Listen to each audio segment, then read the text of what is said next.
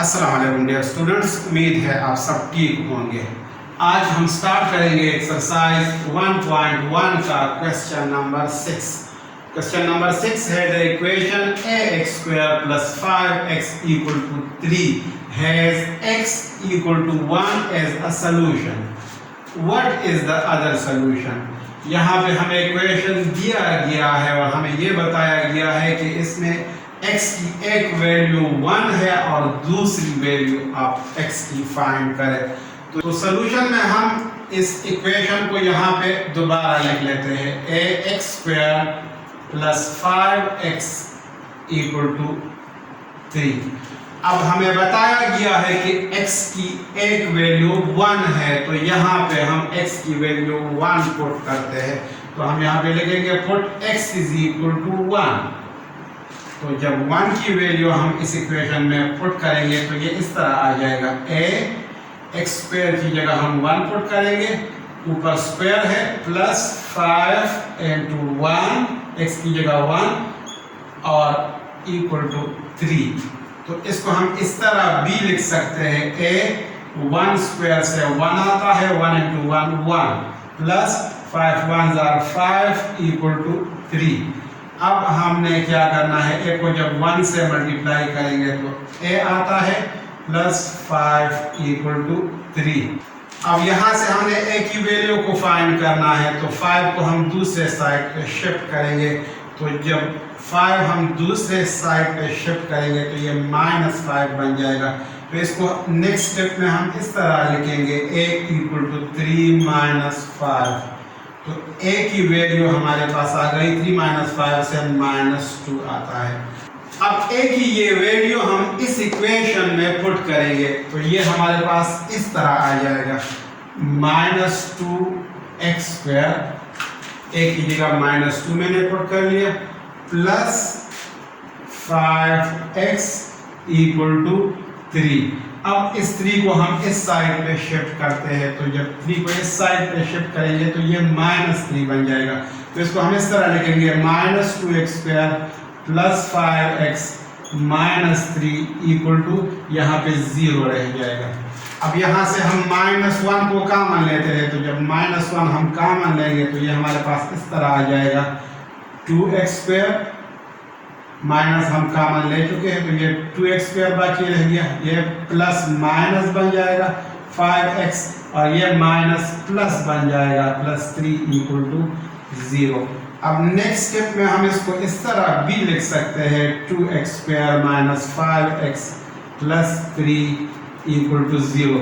अब ये quadratic equation का स्टैंडर्ड फॉर्म आ गया है, तो अब इसको हम सॉल्व करते हैं फैक्टराइजेशन मेथड से। तो हम 2x स्क्वायर को इसी तरह ही लिखेंगे, प्लस 3 भी इसी तरह ही लिखेंगे इक्वल टू 0, और यहाँ पे ये माइनस भी हम इसी तरह ही लिखेंगे, x भी इसी तरह ही लिखेंगे। अब 5 की जगह हम दो नंबर ऐसे लिखेंगे कि उनके प्लस से हमारे पास 5 आए और उनके प्रोडक्ट से हमारे पास आना चाहिए 2 को जब 3 से मल्टीप्लाई करते हैं तो 6 आता है। तो हम यहाँ पे 5 की जगह 2 + 3 लिख सकते हैं। 2 + 3 से 5 आता है, सम 5 है, और 2 को जब 3 से मल्टीप्लाई करेंगे तो 2 3s are 6 आता है। तो लिहाजा 2 + 3 मैंने यहाँ पे 5 की जगह लिख लिया। अब नेक्स्ट स्टेप में हम इसको इस तरह भी लिख सकते हैं 2x square -2 into x -2x minus into plus minus 3 into x से 3x आता है प्लस 3 इक्वल टू 0। अब इस पेयर में हम 2x को कॉमन ले सकते हैं, तो जब 2x हम कॉमन लेंगे तो यहाँ पे x बच जाएगा, तो हम यहाँ पे x लिखेंगे, फिर माइनस और 2x हम कॉमन ले चुके हैं तो यहाँ पे 1 बाकी रह गया। -3 यहाँ पे भी हम इस पेयर में कॉमन ले सकते हैं, तो -3 जब हम कॉमन लेंगे तो ये हमारे पास इस तरह आ जाएगा। यहाँ पे x बाकी रह गया तो हम यहाँ पे x लिखेंगे, ये प्लस माइनस बन गया, और 3 हम कॉमन ले चुके हैं तो यहाँ पे हम 1 लिखेंगे, 3 1s are 3 इक्वल टू 0। अब यहाँ पे हम x माइनस 1 को कॉमन ले सकते हैं, तो इसको हम यहाँ पे इस तरह लिखेंगे, x माइनस 1 हम कॉमन लेंगे और यहाँ पे 2x बाकी रह गया, x माइनस 1 हमने कॉमन ले लिया 2x, और यहाँ पे -3 बाकी रह गया, -3 इक्वल टू 0। अब हमारे पास एक प्रॉपर्टी है जीरो फैक्टर प्रॉपर्टी, तो उसके मुताबिक हम इसको इस तरह लिख सकते हैं, x minus 1 equal to 0, 2x minus 3 equal to 0।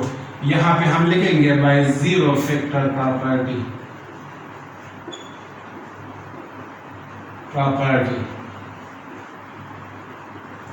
अब यहाँ से हमने x की वैल्यू को फाइंड करना है, तो ये -1 दूसरे साइड पे हम शिफ्ट करेंगे, तो -1 + 1 बन जाएगा जब दूसरे साइड पे शिफ्ट होगा। और यहाँ पे भी हमने x की वैल्यू को फाइंड करना है, तो -3 को दूसरे साइड पे शिफ्ट करेंगे, तो ये हमारे पास बन जाएगा 2x equal to 3।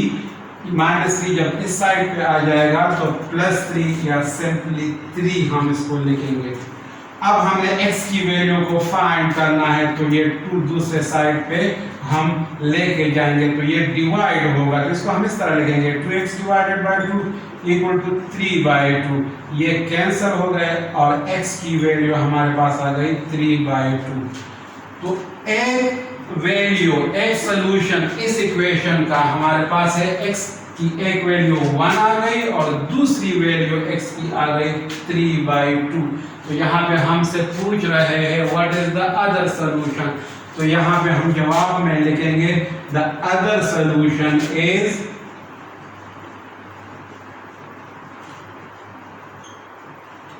x equal to 3/2, और ये फाइनल आंसर है इस क्वेश्चन का।